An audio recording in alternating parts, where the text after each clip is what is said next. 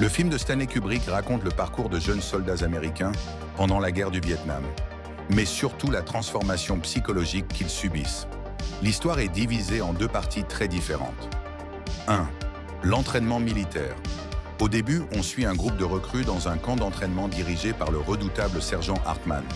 Les soldats subissent une discipline extrême, destinée à les transformer en combattants obéissants et efficaces.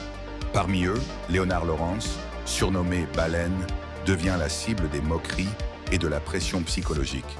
L'entraînement devient de plus en plus intense, montrant comment la guerre commence déjà à briser mentalement les recrues, avant même qu'elles arrivent sur le champ de bataille. 2. La guerre au Vietnam. La deuxième partie suit Joker, devenu journaliste militaire au Vietnam. Il découvre la réalité du conflit. Violence, peur permanente et perte de repères.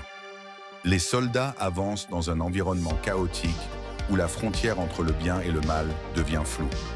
Le film montre surtout l'impact psychologique de la guerre, plus que l'action elle-même. Le message du film n'est pas seulement de montrer la guerre, mais de montrer comment elle transforme les humains, parfois de manière irréversible. Un film marquant, dérangeant et considéré aujourd'hui comme un classique du cinéma. Cette scène est devenue culte, et pourtant elle met immédiatement mal à l'aise. Dès le début du film, les nouvelles recrues arrivent au camp d'entraînement. Elles pensent apprendre à devenir des soldats, mais elles vont surtout être brisées mentalement. Le sergent instructeur, interprété par Lee Ermey, impose une discipline extrême. Il parle sans s'arrêter, met une pression constante et transforme peu à peu les recrues en véritables machines de guerre. Ce qui rend cette scène encore plus marquante, c'est que l'acteur était lui-même ancien instructeur militaire. Une grande partie de ses répliques a été improvisée, ce qui donne un réalisme impressionnant. Cette scène est culte parce qu'elle montre que dans ce film, la guerre ne commence pas sur le champ de bataille, elle commence dans la tête. Sans cette introduction, Full Metal Jacket n'aurait probablement pas eu le même impact. Tu trouves cette scène culte ?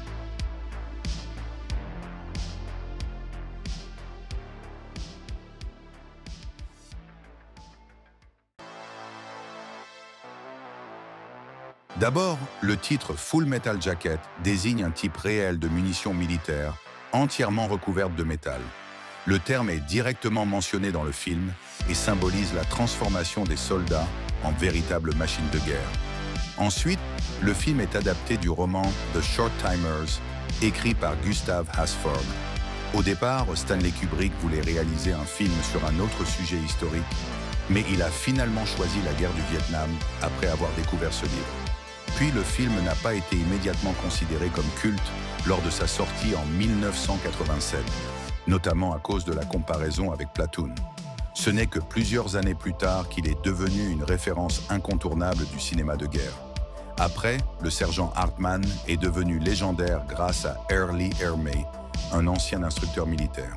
Il a improvisé une grande partie de ses dialogues et aurait écrit plus de 150 pages d'insultes pour rendre son personnage plus réaliste.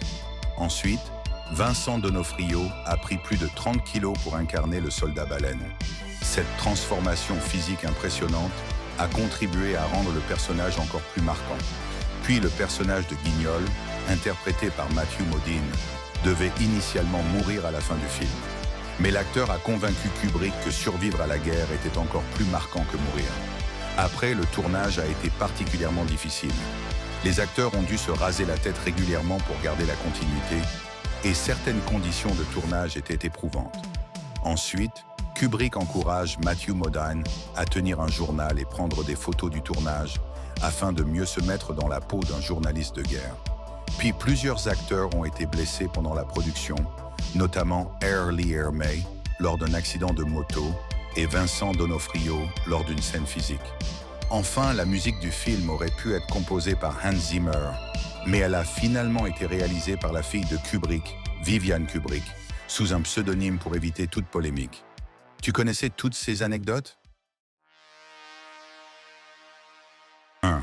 Sur le pas de tir, le soldat surnommé Baleine porte un pansement à la main droite. Mais d'un plan à l'autre, ce pansement disparaît complètement, avant de réapparaître plus tard. 2. Lorsqu'une prostituée aborde Guignol et son collègue dans la rue, les voitures tournent autour du carrefour en arrière-plan. Mais en observant bien, ce sont toujours les mêmes véhicules qui repassent. 3. Pendant une scène de combat, on voit un soldat tenir sa mitraillette sans chargeur. Mais sur le plan suivant, un chargeur est soudainement apparu dans l'arme, sans aucune manipulation visible. 4. Dans une scène de combat, un soldat tire depuis un hélicoptère situé assez haut au-dessus du sol. Mais sur le plan suivant du mitraillage, l'hélicoptère apparaît beaucoup plus proche du terrain. 5. Les hélicoptères visibles dans le film ressemblent à ceux utilisés pendant la guerre du Vietnam. Mais ce sont en réalité des Westland Wessex, un modèle britannique fabriqué dans les années 1970. Tu en connais d'autres? Tu penses que Full Metal Jacket est un film culte ou surestimé? Ce film de Stanley Kubrick est souvent considéré comme l'un des plus marquants sur la guerre. Mais est-ce vraiment un chef-d'œuvre ou juste un film dérangeant qui divise? La première partie dans le camp d'entraînement est devenue mythique. Le sergent Hartman est brutal, froid, presque inhumain. Et pourtant, chaque scène reste gravée dans la mémoire. Puis le film change complètement d'ambiance. On passe d'un entraînement oppressant à une guerre chaotique. Un contraste volontaire qui perturbe beaucoup de spectateurs. Certains adorent ce réalisme cru. D'autres trouvent le film lent, voire difficile à regarder. Kubrick ne cherche pas à divertir. Il cherche à mettre mal à l'aise. Et c'est peut-être pour ça que ce film est devenu culte. Mais la vraie question est simple. Full Metal Jacket est-il un film culte ou un film trop froid pour être apprécié par tout le monde? Donne ton avis. Merci d'avoir regardé. N'hésite pas à commenter, mettre un like et de t'abonner pour me soutenir. Suis-moi sur TikTok si tu veux encore plus de contenu. À bientôt.